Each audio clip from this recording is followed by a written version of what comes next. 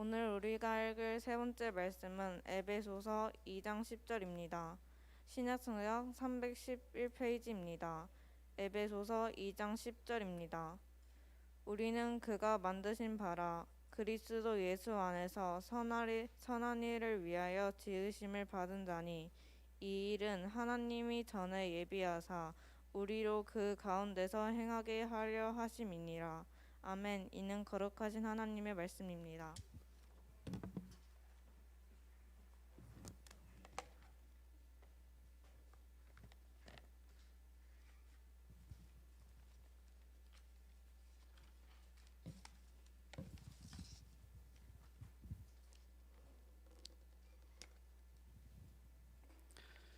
2022년 8월 우리 둘째 주 광복절 기념 예배에 나오신 우리 성도님들을 환영하고 축복합니다. 오늘도 하나님의 말씀 듣는 귀한 시간 되시기를 소망합니다. 오늘은 아침에 갑자기 우리 전에 있었던 교회에 계셨던 우리 농아인 성도님께서 오셔서 저희도 준비 없이 갑자기 급하게 준비를 하느라 정신이 없는데 우리 오늘 또 잘 집중하시고 또 하나님 은혜 받는 귀한 시간 되시기를 소망합니다. 8월 15일은 무슨 날이죠? 광복절. 광복절 무슨 날인지 아시나요? 빨간 날. 빨간 날 맞습니다. 광복절 우리가 그렇게 고대하던 빨간 날이잖아요. 이번에 광복절에 많이들 놀러 간다고 하는데 여러분들도 더위 잘 피하시고 건강 잘 유지하시면 좋겠고요. 8월 15일은 사실 우리 민족이 일본에 의해서 국권을 찬탈당한 지 36년 만에 해방된 날을 기념하고 축복하는 날입니다. 오늘 예배를 드리면서 우리 민족에게 은혜를 베푸신 하나님을 기억하시고 하나님께 감사하는 우리 꿈터 공동체 되시기를 소망합니다. 오늘 말씀의 제목은 새로운 공동체입니다. 저희 꿈터 교회는 올해 1월에 시작해서 이제 8개월째를 맞이하고 있습니다. 여러분들이 이곳에 처음 오실 때 어떻게 오시게 되었었나요? 한번 생각을 해보세요. 여러분들은 여기에 어떻게 오시게 됐나요? 얼마 안 됐잖아요, 그렇죠?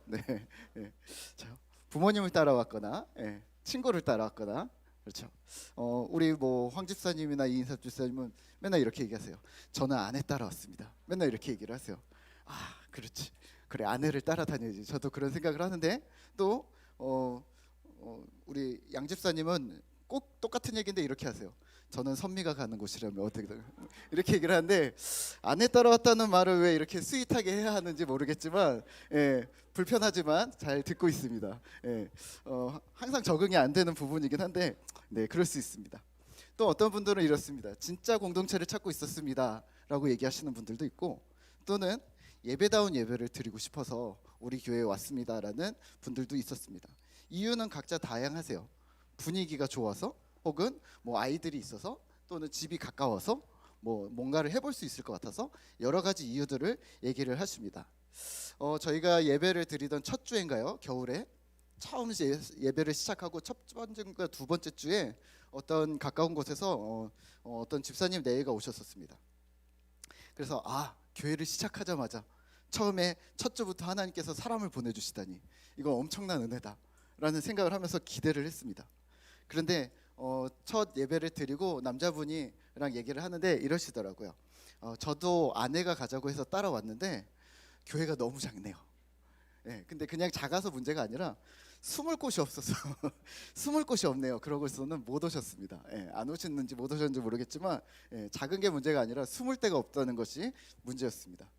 오늘 우리 집사님들이 이곳에 오시면서 저는 아내 따라 왔습니다, 혹은 여러 가지로 왔습니다, 누구 때문에 왔습니다 라는 이야기들이 사실은 제가 볼 때는 약간 겸손한 핑계이십니다. 주님 도우심 없이는 이 자리에 계실 수 없다는 것을 우리가 기억해 주시면 좋을 것 같습니다.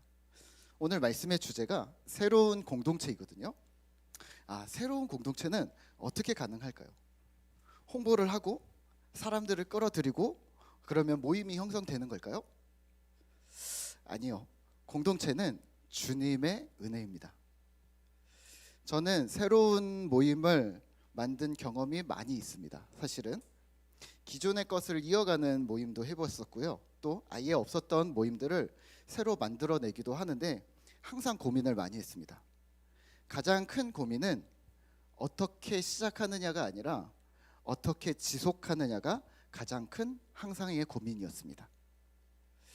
내 시간을 허투루 사용하지 않으려는 우리 현대 사회에서 이 모임이, 그 모임이 나 개인에게 과연 유익한가? 또는 그 모임에 나가는 것이 공적인 어떤 의미가 있는가? 또는 그 모임에 소속되어졌다는 것에 대한 자부심, 자긍심이 있는가?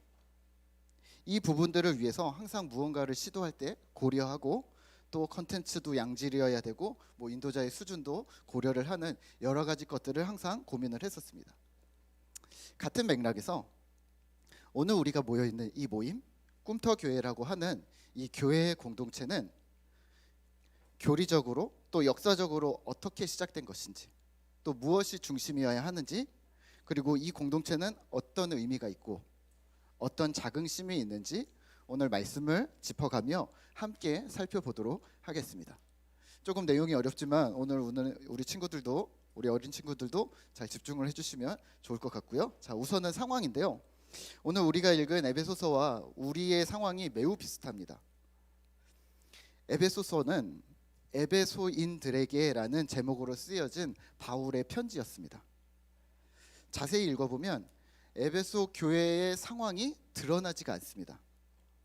이 말은 무슨 말이냐면 에베소서가 일종의 회람서신으로 에베소 지역의 소아시아 지역 교회의 몇몇 교회들이 함께 읽을 수 있도록 쓰여진 교훈적인 글이었다는 말입니다.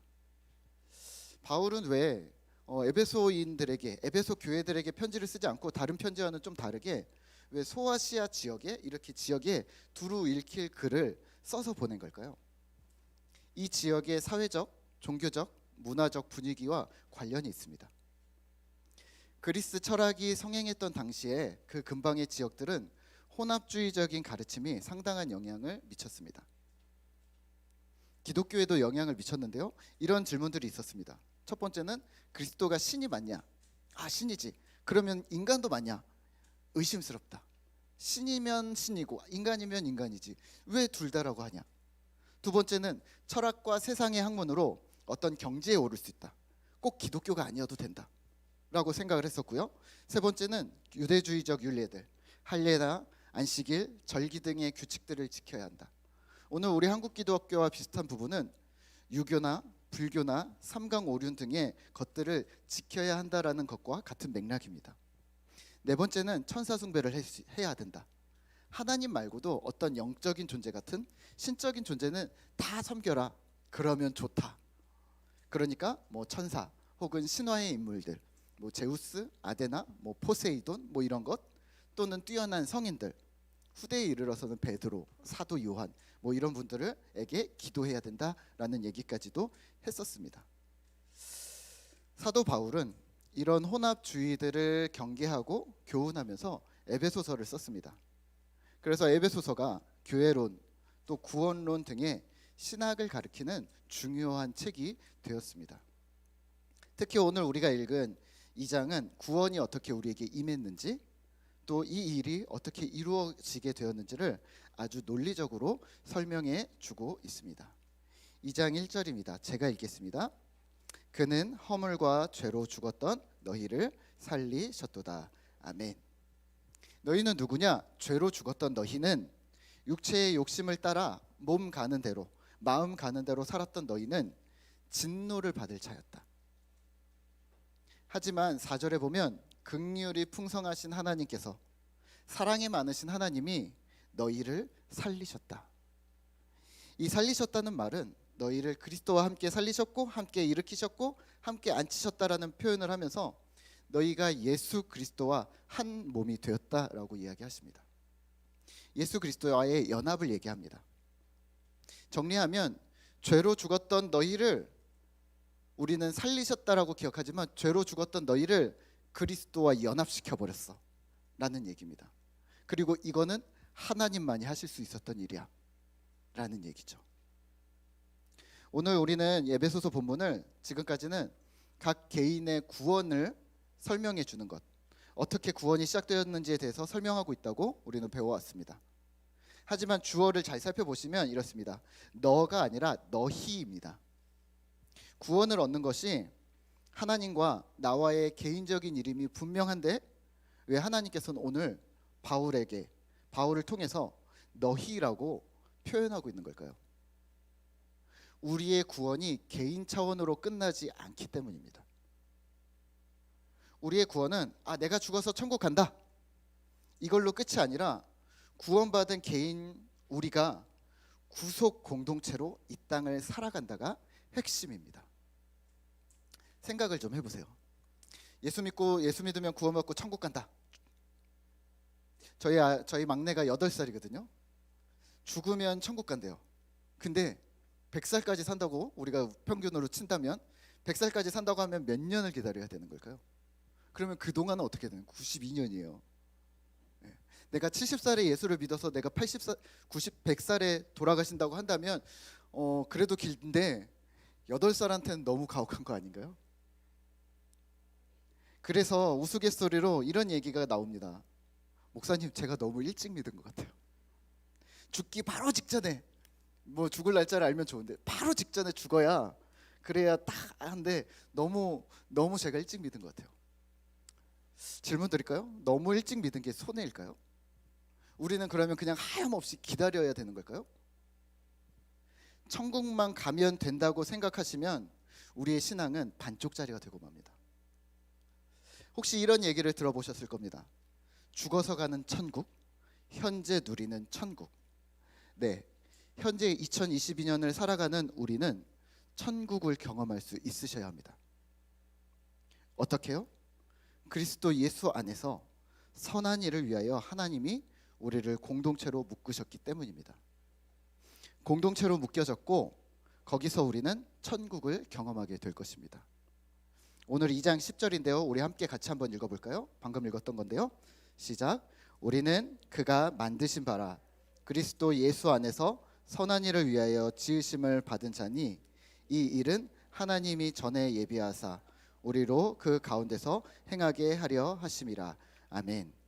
다시 정리하면 공동체로 묶였다라는 이야기가 하나님의 나라를 경험할 준비 작업인 것이고 그리스도 안에 선한 일, 하나님의 일을 이루면서 우리는 천국을 경험하게 될 것입니다. 그러면 우리가 기대하는 천국, 하나님 나라는 어떤 곳일까요? 선한 일이라 하면 지금 여기서 어떻게 이루어질 수 있을까요? 우리는 이렇게 많이 들었습니다. 신앙생활하면서 사람이 너무 가까워도 안 되고 너무 멀어도 안 돼.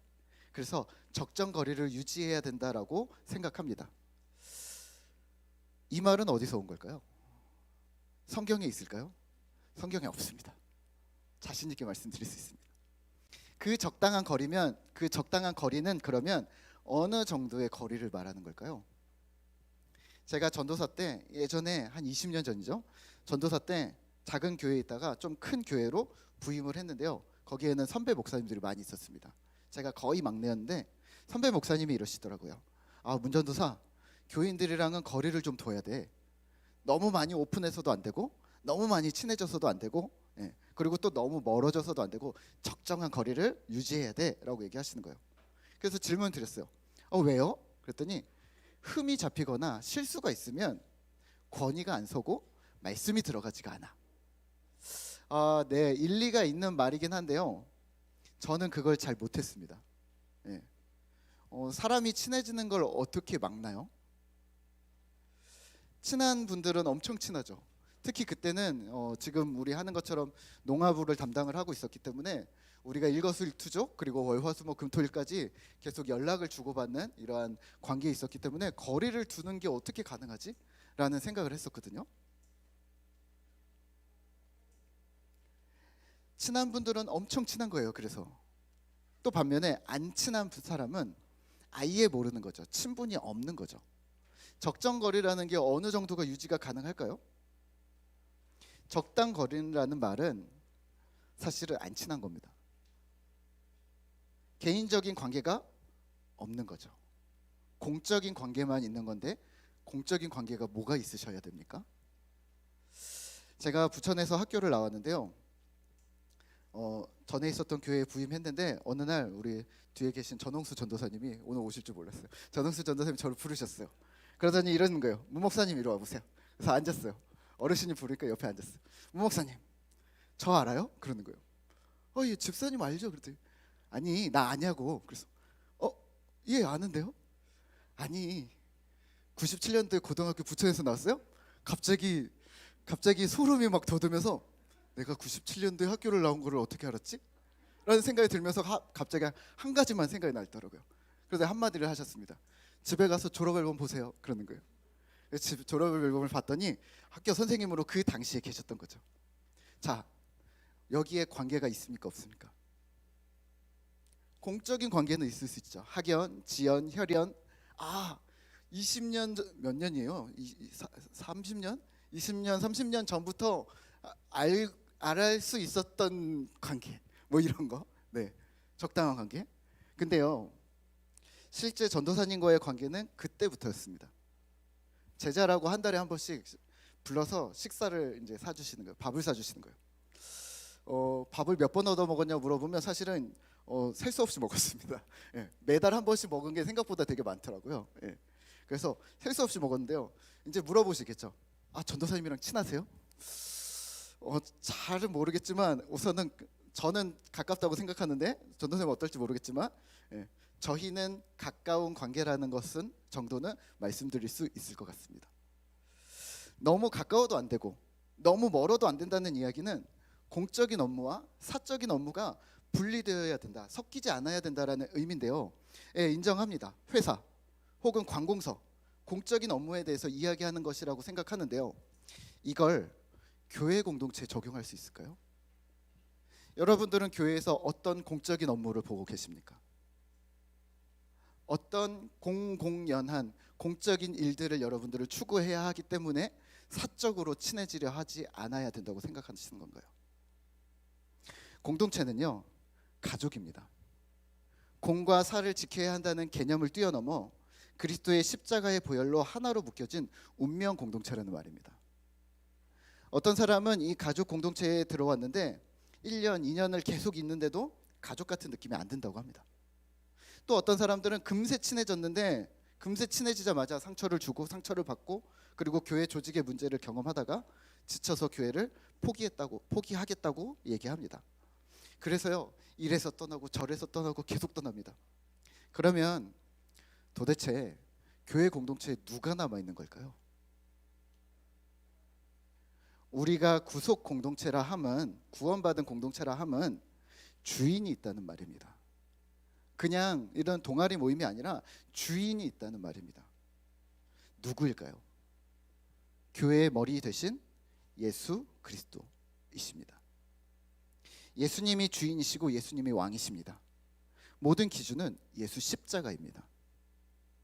구속 공동체를 우리가 예배 공동체라는 말로도 사용을 하는데요.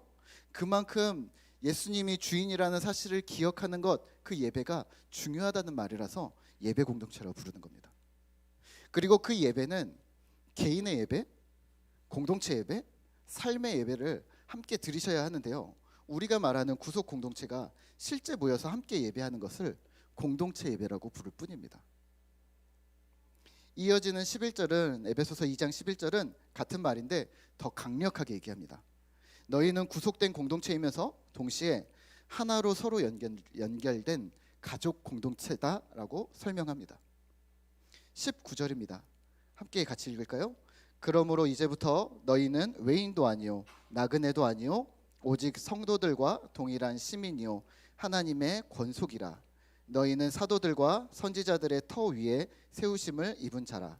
그리스도 예수께서 친히 모퉁이가 되셨느니라. 아멘. 19절에 하나님의 권속이라 라는 말은 하나님의 가족이라 라는 말입니다. 예수 십자가가 이런 거죠. 예수 십자가가 어떤 능력을 미쳤냐면 하나님과 죄인이라는 이 사이에 있는 엄청난 막힌 담을 예수 십자가 허물으셨다는 겁니다.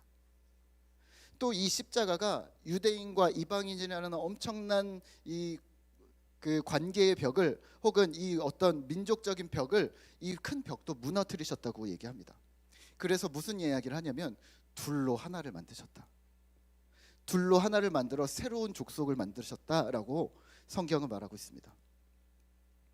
십자가 앞에서 각기 구원을 얻은 개인들이 구속 공동체가 하나가 되는 장면입니다. 여기에는 어떤 거리가 있지 않습니다. 이렇게 생각해 보실까요? 여기에 집사님이 있고 여기 아이들이 있고 여기 또 집사님이 있고 저기 집사님 있는데 하나님과의 관계가 무너졌습니다. 예수님 십자가로. 오케이, 첫 번째. 두 번째, 어떤 관계가 또 무너졌냐면 너는 어리잖아, 나는 나이가 많잖아, 너는 남자잖아, 나는 여자잖아, 너는 잘 살잖아, 나는 못 살잖아. 이러한 벽이, 보이지 않는 벽들이 예수 그리스도의 십자가로 우리 사이에 있는 벽들이 또 무너졌다는 얘기입니다.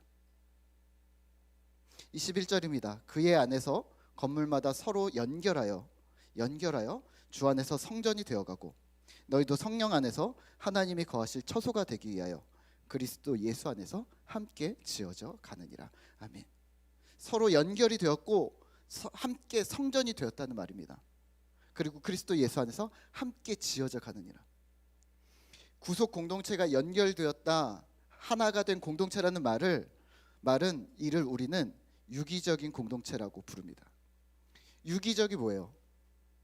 유기적, 어려워요. 예. 어떤 게 붙어서 떨어지지 않는다는 말이에요. 한 몸이 되었다는 건데요. 이런 겁니다.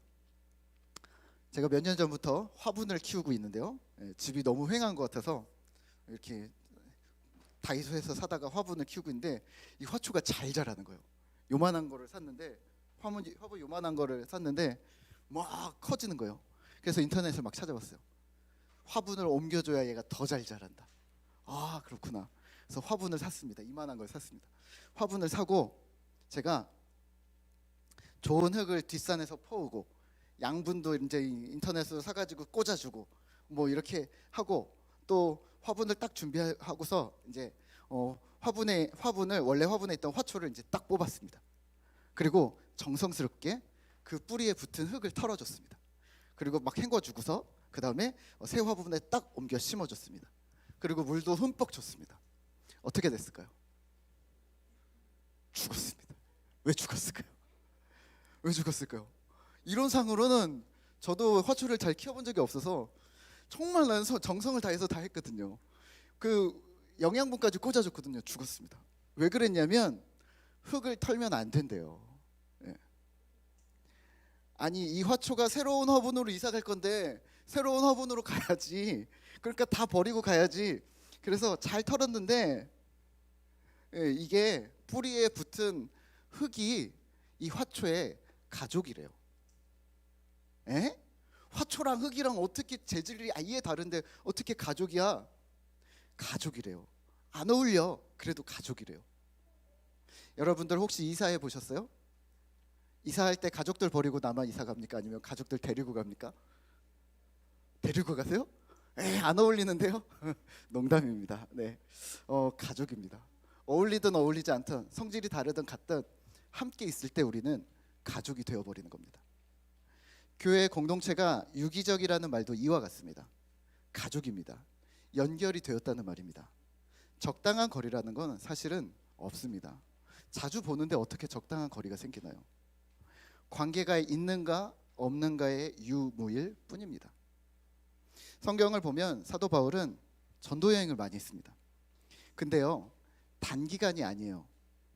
여행이라고 하니까 3일, 5일, 뭐 일주일, 길어야 일주일 이런 거 아닙니다. 이 마을에 들어가면 전도 여행을 가는데 이 마을에 들어가면 3개월을 있어요. 이 도시에는 6개월을 있어요. 이 도시에는 1년을 있고 더 길게는 3년까지 있었던 도시가 있었습니다. 그게 두란노서원인데요. 거기에 1년, 3년 머물면서 뭘 했을까요? 복음을 전했을까요? 네, 맞습니다. 그럼 복음 전도라는 건 뭘까요? 나가서 예수 믿으세요, 이거였을까요? 3년 동안? 아니요. 복음을 어떻게 전했냐면 공동체를 만들었습니다. 사도행전 11장에서 바나바가 바울을 만나서 안디옥이라는 곳으로 가서 1년간 머뭅니다. 사람들을 거기서 가르쳤고 그들이 변했습니다. 그리고 사람들은 그 모임에 참석하는 사람들을 그리스도인이라고 부르기 시작했습니다. 거기가 안디옥 교회입니다. 데살로니가에서도 같은 현상이 일어났는데요. 이 모임을 데살로니가 전서에서는 조금 더 구체적으로 설명을 합니다. 말씀을 듣고 말씀을 인정하고 신앙의 동지들을 따라서 기도합니다. 따라서 예배합니다. 함께 따라서 관계를 맺고 그들을 따라 사랑과 선행을 베풉니다. 그 다음엔요, 그렇게 배운 것들을 다른 사람들이 나를 따라 할 수 있도록 본이 됩니다. 이끄는 자와 따르는 자가 바통을 이어 계속해서 이 연쇄작용이 일어나는 것, 이게 바로 유기적인 공동체입니다. 질문 하나 드릴까요? 여러분들은, 당신은 누구를 따르고 있습니까? 또 누가 당신을 따라 신앙이 성장하고 있습니까? 현재 한국교회의 문제점은 본받을 만한 신앙의 선배가 없다는 것입니다. 멀리서 말고, 멀리서 찾지 마시고 우리 가까이에, 우리 공동체 안에서. 또 더 큰 문제는 본이 되고 있는 신자도 없다는 겁니다. 아니, 본이 되려고 하는 신자도 없다는 겁니다. 나를 안 쳐다봤으면 좋겠어. 목사라고 그런 마음이 없을까요?